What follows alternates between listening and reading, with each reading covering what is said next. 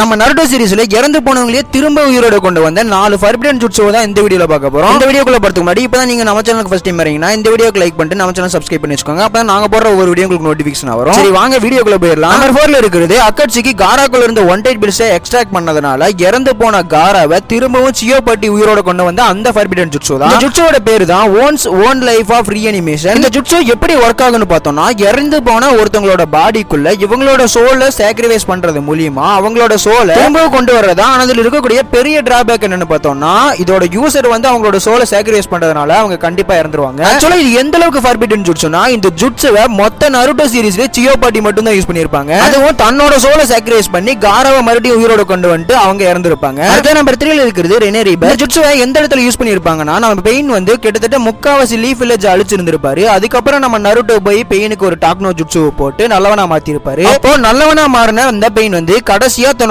மொத்த சக்கரம் யூஸ் பண்ணி ரெனே ரீபர்த்தை போட்டு அந்த மொத்த லீஃப் வில்லேஜுமே உயிரோட கொண்டு வந்திருப்பாரு. இந்த ஃபர்பிடன் ஜுட்ஸு எந்த அளவுக்கு பவரா இருக்குன்னு நம்ம எல்லாருக்குமே தெரிஞ்சிருக்கும். ஆனா இதுல இருக்கக்கூடிய மோஸ்ட் டிராபேக் என்னன்னு பார்த்தோம்னா இந்த ஜுட்ஸுவை ஒரு தடவை யூஸ் பண்ணிட்டா மறுபடியும் அந்த ரெனிகனை வச்சு இந்த ஜுட்ஸுவை போடவே முடியாது அப்படின்றது தான். அதுல நம்பர் 2ல இருக்குது combination of reanimation and reverse reanimation jutsu தான். என்னடா ரெண்டு ஜுட்ஸை சேர்த்து வச்சு போட்டிருக்கேன்னு கேட்காதீங்க. ஏன்னா நம்ம கபுட்டை வந்து நம்ம மதராவை ரீஅனிமேஷன் ஜுட்ஸு யூஸ் பண்ணி தான் கொண்டு வந்திருப்பான். பட் நம்ம மதரா தான் அந்த ரீஅனிமேஷன் ஜுட்ஸு பிரேக் ஆகிற கண்டிஷன்ல ரிவர்ஸ் ரீஅனிமேஷன் ஜுட்ஸுவை போட்டு திரும்ப உயிரோடே வந்திருப்பாப்ல. அதனாலதான் இந்த ரெண்டு ஜுட்ஸுமே ஒன்னாவே சேர்த்து போட்டிருக்கேன். பட் இந்த ஜுட்ஸுல இருக்கக்கூடிய ஒரு பெரிய டிராபேக் என்னன்னு பார்த்தோம்னா நம்ம மதரா மாதிரி யாராவது ரிவர்ஸ் ரீஅனிமேஷன் ஜுட்ஸுவை போட்டு திரும்ப உயிரோட வந்து சரியா போட்டு தள்ளக்கூடிய வாய்ப்புகளும் இருக்கு. அதனால இந்த ஜுட்ஸுவை செகண்ட் பிளேஸ்ல வச்சிருக்கோம். ஃபைனலா நம்பர் 1ல இருக்குது நம்ம உரோச்சி மாதிரி யூஸ் பண்ண காம்பினேஷன் ஆஃப் ரிவர்ஸ் ரீபர் டெல்சீட் அண்ட் எடோ டென்சை. அதாவது நம்ம மினோட்டோ ரீபர் டெல்சீல யூஸ் பண்ணி இறந்தனால அவரோட சோல் வந்து சினிகாமி கிட்ட இருக்கும். அந்த ஜுட்ஸுவை ரிவர்ஸ் பண்ணி அவரோட சோலை சினிகாமி கிட்ட இருந்து வெளியே எடுத்து அதை எடோ டென்சை மூலமா ரீஅனிமேட் பண்ணதுதான். ஆக்சுவலா நம்ம மினோட்டோட சோலை மட்டும் ரீஅனிமேட் பண்ணிருக்க மாட்டாரு. First ஹோகாகே, second ஹோகாகே, third ஹோகாகே, fourth ஹோகாகேன்னு